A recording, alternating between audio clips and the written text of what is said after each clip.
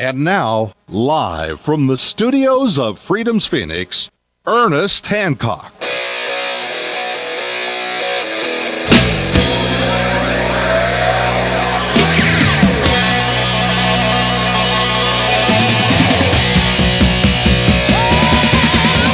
Welcome back to Declare Your Independence with me, Ernest Hancock, and my very special guest from LEAP, Law Enforcement Against Prohibition. Prohibition of, I vote anything, you know, dang, you know, the second you have a prohibition, all of a sudden whatever it was you're trying to prohibit becomes more valuable to the black market.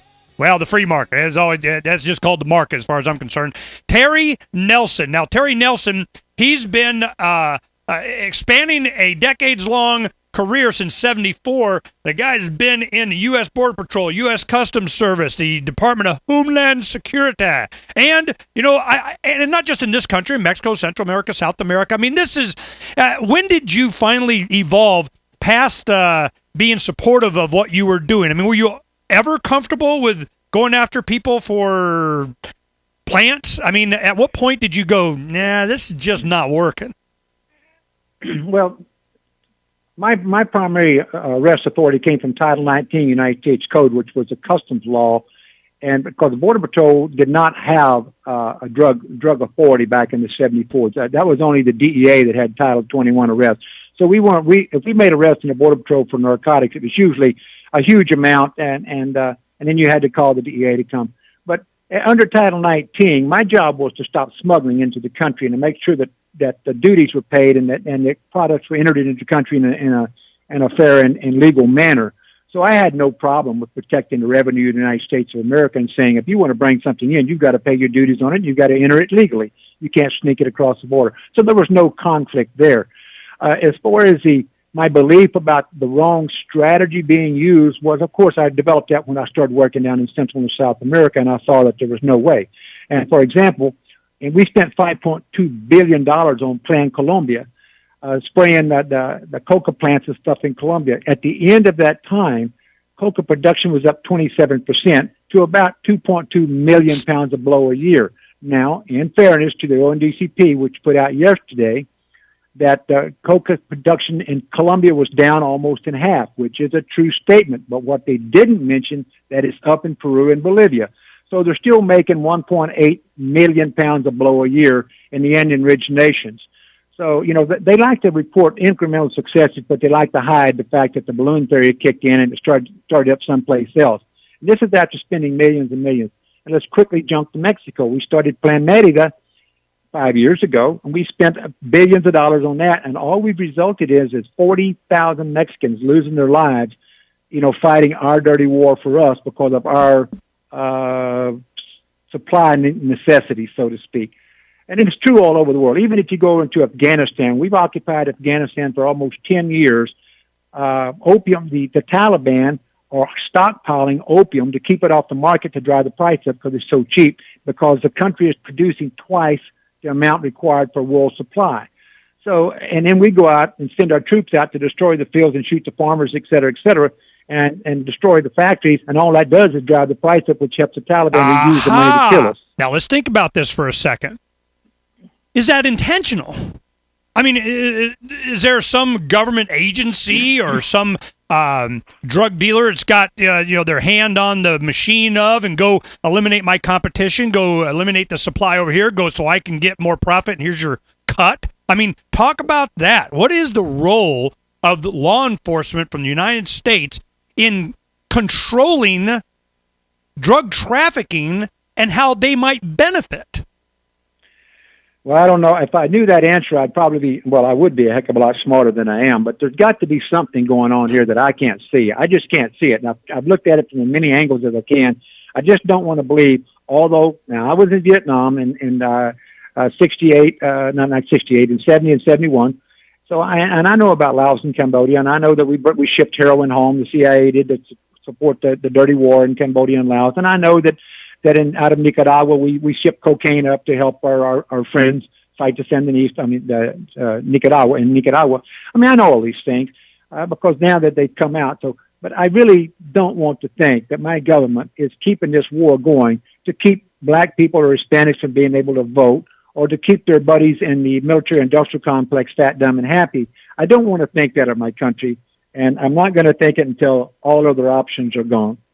Oh, I think it. I mean, it's and you're right. It doesn't. Should it really play into the decision to decriminalize this? But I tell you, it should play into the decision for legalization, because if the bad guys, the very people that are responsible for this failed policy to continue for their own benefit, I'm sure, do we want to turn it over to them? Do we want them to have the power, the strings to control and regulate on something that where the profits are going to go? Like you say, pharma does not want to compete. So guess who's going to take it over? Pharma. Well, they've already bought the tens of millions of acres of land in South America, and they have also already applied for patents on cannabis. I don't know how you can patent a plant, but and actually the Department of Agriculture also has applied for a patent on cannabis. Why they would need it, I don't really know either. But that's why I mentioned earlier. I don't think it's an item for the federal government to do. I think it's a states' right, or Article 10 type situation. The states' right article to work, right to work.